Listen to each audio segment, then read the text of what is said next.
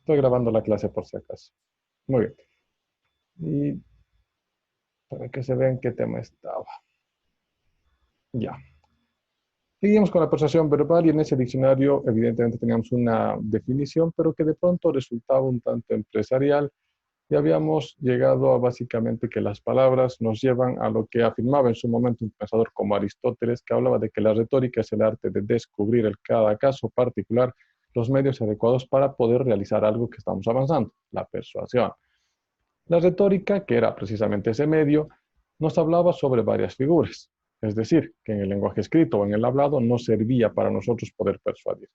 Varias eran las que podíamos estudiar, habíamos empezado por la hipérbole, la que era la que aumentaba o disminuía en exceso una expresión, la personificación que le daba personalidad a los objetos o conceptos abstractos, una metáfora que era el uso figurado del lenguaje, el hiperbatón que era la alteración del orden natural de las palabras a fin de enriquecerlas, una paradoja, en la cual se enfrentaban dos conceptos que resultaban contradictorios, la antítesis en la cual teníamos una oposición entre dos expresiones o ideas, la onomatopeya que representaba una manera escrita de los sonidos, clic, clac, boom, boom, etc. La ironía que era una cosa que se afirmaba dando a entender precisamente el sentido contrario. Luego habíamos visto, perdón, el pleonasmo que pretendía darle redundancia a alguna afirmación o situación. Y ahí habíamos concluido con los 10 más importantes. Luego habíamos empezado con los medios para persuadir y habíamos definido 4. El primero, que se centraba en captar la atención de las personas. El segundo, buscar despertar su interés. El tercero, generar un deseo. El cuarto, invitarlos a tomar acción en base a una propuesta, por supuesto, normalmente la nuestra. Y nos habíamos quedado en el uso de la palabra. ¿Cómo debo emplear la palabra? Y habíamos avanzado esto más. Que la palabra habíamos identificado tiene una estructura idiomática, una estructura ortográfica, una gramatical y una sintaxis, definiendo el idioma como un sistema de comunicación verbal, oral o gráfico, que puede ser incluso gestual y que es propio de alguna determinada sociedad. La ortografía, por su parte, el conjunto de reglas y convenciones que rigen el sistema de escritura habitual establecido, la gramática como el estudio de las reglas y principios que gobiernan el uso de las lenguas, básicamente todo lo que nosotros conocemos, la sintaxis, la forma en la cual dentro de ese lenguaje se van a mezclar o combinar las palabras, y hasta aquí habíamos llegado, las emociones. Veremos si hay alguien más que está pretendiendo entrar, por ahí tengo suerte, pero para variar, nadie. Espero que en el momento de la nota les duela pensar que han perdido algo de puntaje, a ver si así funciona. Muy bien, vamos a las emociones. ¿Cómo empleamos las emociones en oratoria? Básicamente las emociones que se reconocen a nivel de lo que significan los estudios psicológicos son el miedo, la ira, la alegría, la tristeza, la confianza, el asco, la anticipación y la sorpresa. 8. Estos son los que normalmente reconocemos, aunque hay algunas corrientes que dicen que existen muchos más. Estas, por ende, son, si quieres llamarlas así, las emociones básicas, las que influyen en nuestros estados anímicos. En un discurso desarrollamos comúnmente algo así como una especie de viaje emocional, un trayecto en el cual nosotros tratamos de identificar al orador desde una emoción inicial, que es en la que van a empezar y la vamos a definir en breve también, hasta una emoción final, que es algo en lo que nos gustaría dejarlos a ellos. Normalmente hay varios pasos a seguir para esto. Vamos a identificarlos, cosa de que podamos ir estudiándolos de pronto un poco, ¿qué se dice? Um, con calma. ¿Dónde está mi puntero? Muy bien. Ayúdame, por favor, vamos a hablar ahora de la emoción final. Primero empezamos por el final. Por favor, empieza a leer desde acá. Para identificarla, un orador debe decir cuál es el propósito de su discurso. El propósito de un discurso es el resultado, es decir, lo que el orador quiere que el público piense una vez terminado dicho discurso. Cuando se tenga claro el propósito, el orador debe preguntarle a sí mismo cuál es el estado emocional que la audiencia debe tener para cumplir con dicho propósito al final de su intervención. Este estado emocional es la emoción final y para ello debe utilizar un determinado lenguaje, relatar una serie de anécdotas o ejemplificar para convertir un discurso en esa emoción que se estaba buscando. La emoción final de pronto nos permite un momento en el que nosotros vamos ya a haber influenciado en el grupo. Es decir, ya hemos determinado un poco todo nuestro material, lo hemos lanzado, ese auditorio está digiriéndolo y ya podemos suponer cómo va a quedar. Si les cuento una historia triste, espero que tengan ese tipo de emoción. Si de pronto les voy a contar algo que espero una reacción furibunda o una emoción de acción, de pronto voy a tener eso, porque yo estoy activando sobre ese grupo humano un cierto factor. Es decir, ante ellos estoy activando algo. No siempre me va a resultar así. A veces el resultado esperado no se da. Por mucho que yo me ponga de pronto a llorar en lo que es la presentación, puedo no llegar a conmover. Esta figura, que en la antigüedad era conocida como el patético, es una forma muy compleja de alcanzar las emociones hacia el auditorio.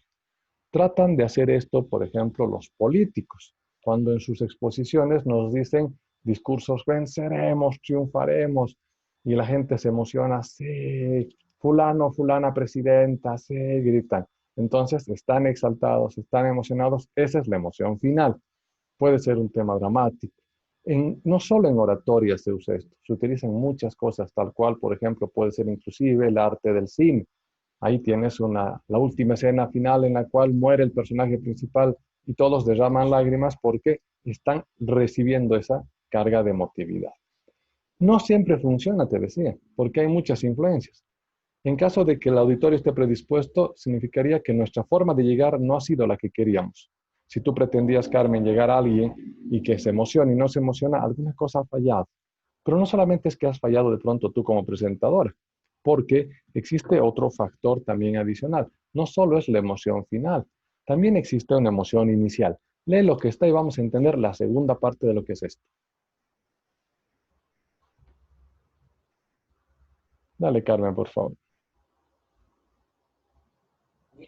La emoción inicial es el estado emocional de la audiencia al comienzo del discurso.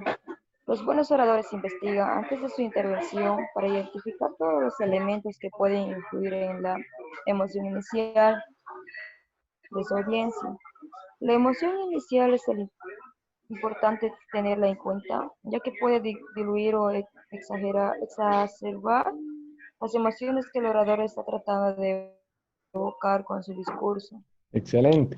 Cuando hablas de una emoción inicial, significa que esa gente, ese grupo humano, va a llegar a tu presentación de una determinada manera. Si fuese un día normal, un día cotidiano, cada uno va a tener su peculiaridad. Al que le fue bien en su trabajo, llegará de pronto con buen ánimo, al que le fue mal con menor ánimo, y así sucesivamente, pensando en mil cosas, obligaciones, deudas, eventos, días felices, días tristes, qué sé yo.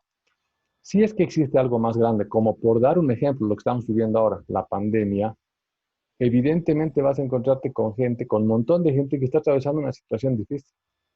Entonces, el estado emocional inicial va a ser difícil.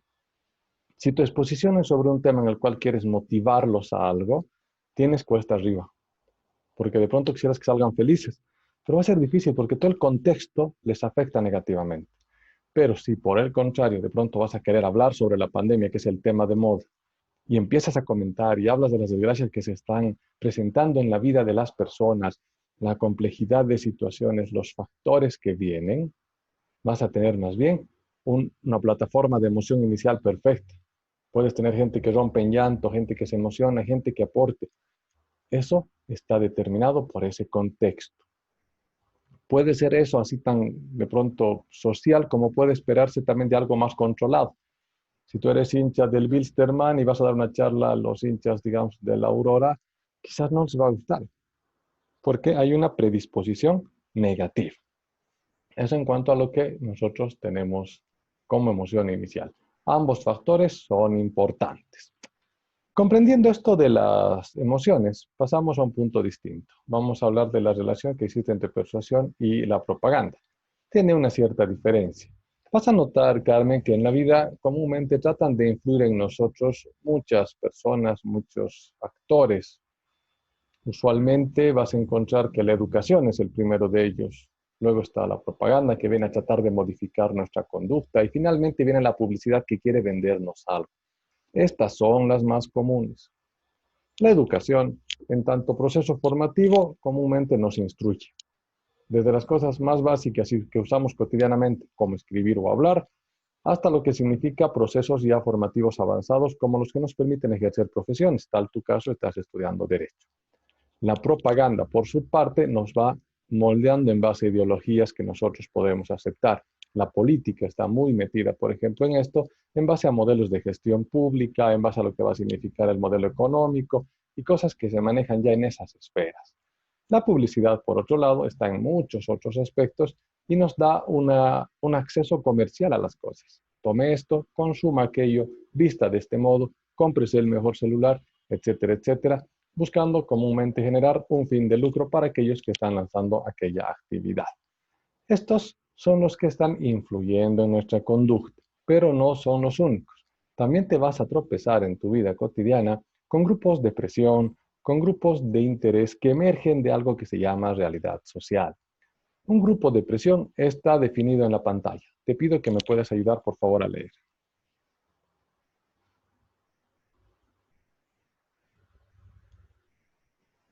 Grupo de presión se refiere a una organización de personas que, aparte de buscar incidir en las decisiones políticas, como lo hace un grupo de interés, busca el logro de sus intereses intentando influir por los medios posibles en la opinión pública y su toma de decisiones. Cuando ésta adopta la ideología de uno de esos grupos, inevitablemente la difunde a gran escala. Los grupos de presión inciden en la clase política, posicionando a su favor, dado que es esta quien decide la conducción social. Vas a ver dentro de lo que son grupos de presión y en un momento más vamos a ver, en casi nada, vamos a ver lo que son los grupos de interés, una sutil diferencia. En ambos tienen, por supuesto, sus propias intenciones, es decir, tienen intereses cada uno de ellos. Pero el grupo de presión tiene la característica de que pretende relacionarse e incidir en las decisiones de tipo políticas. Es decir, son grupos que ya presionan a un nivel más fuerte lo que significa el logro de sus intereses. Esta es de pronto una gran diferenciación y lo vas a ver en breve. El grupo de presión incide en lo político, en tanto que el grupo de interés es un conjunto de personas organizadas en torno a un determinado interés común, con el fin de actuar conjuntamente en defensa de este. Hasta ahí llega. Pueden tratar de organizarse. Si quieres, este es más parecido a un gremio. Este otro ya ejerce y muchas veces termina inclusive en la formación de grupos u organizaciones políticas. O, dentro del lado negativo, en entidades que pueden revestir características hasta inclusive terroristas si es que empiezan a ingresar por el camino de la ilegalidad, porque están tratando de ejercer una influencia. Es mayor, es más fuerte, por supuesto, pero también puede revestir algunas características complejas. ¿Cómo actúan los grupos de presión en general en la realidad social? Lee, por favor, este párrafo acá. Las reconocidas por las normas y los procedimientos vigentes, legales a todo efecto. En otras palabras, actúan cuando están dentro del marco de lo normativo. Si, digamos, tú puedes plantear una acción de, no sé, inconstitucionalidad o plantear un reclamo formal con cartas, con una demanda, qué sé yo, todo eso es legal y reconocido por la norma. Ese es el paso normal, ese es el paso correcto cuando existe un grupo de estos que deba realizar algún tipo de presión o reclamo. Lee el siguiente párrafo, por favor. Las no reconocidas, pero aceptables y aceptadas, con importantes variantes y amplios espacios de oscilación. Las no reconocidas, pero aceptables, por ejemplo, en el caso nuestro, son los bloqueos. Lamentablemente, aunque no deberían aceptarse, pero en nuestro caso aceptamos las marchas, porque se restringen el derecho de los otros, pero socialmente es una forma en la que la sociedad acepta y dice, muy bien, si están bloqueando, ya es algo que, digamos, no nos resulta tan chocante. No reconocida, pero termina siendo aceptable. Y finalmente están los más negativos. Por favor, Carlos. Las no reconocidas y que desafían las bases mismas del sistema y de su organización son diferentes grados de ilegalidad o extra legalidad. Cuando decimos no reconocidas, directamente son ilegales. Desafían las bases del sistema porque lo atentan, es decir, dañan a ese sistema. Estamos hablando de lo que significaría, por dar un ejemplo terrible y atroz, el terrorismo, que ya está tratando de modificar grupos como ETA, el Ejército Guerrillero de Liberación Nacional en Colombia y cosas por el estilo. Son grupos terroristas que en su momento han surgido y que han tratado de modificar las bases de un sistema en base a la violencia. Entonces, son las tres maneras por las cuales se presenta. Reconocidas por las normas, totalmente válidas; no reconocidas pero aceptadas, no significa que les acerque o sea, son ilegales, pero de pronto ya son parte de la sociedad; y las no reconocidas y por supuesto que son rechazadas, como lo que significaría el último punto. Ese es nuestro tema, Carmen. Hasta ahí es nuestra evaluación. ¿Alguna pregunta? No, doctor. Estudia bien. Trata de hacerte un examen. La evaluación va a ser de selección múltiple. Es decir, vas a tener una pregunta y de pronto unas 10 opciones, por decir, para elegir. No te confíes del tiempo. Trata de estar lo más puntual porque así tienes más tiempo para resolver. Digamos que cada pregunta tengas para resolverla durante, por decirte, 1 minuto, vas a tener más tiempo para resolver. Entonces trata de Está bien, conectarte doctor. puntual y cuando el formulario llegue a la hora tope, siempre termina por lo menos 1 minuto antes. No te olvides que el formulario cierra al llegar ese minuto. Si digamos cerrar ahí, no sé, a las 9:15, digamos. No, ¿qué? 18:30 nuestra clase, ¿no? 19:15, al llegar a Sí. 19:15 se va a cerrar. Tienes que mandar 19:14 max. Muy bien, voy a poner un aviso a todos modos yo Está en el bien, grupo. doctor. Gracias por haber asistido, que tengas un buen fin de semana y el examen va a estar publicado directamente el día martes, no nos vamos a ver. Conmigo nos vemos Amor. hasta el sábado siguiente, por si acaso. Está bien, doctor. Chao, Gracias. Que Carmen, le gracias vaya por bien. venir.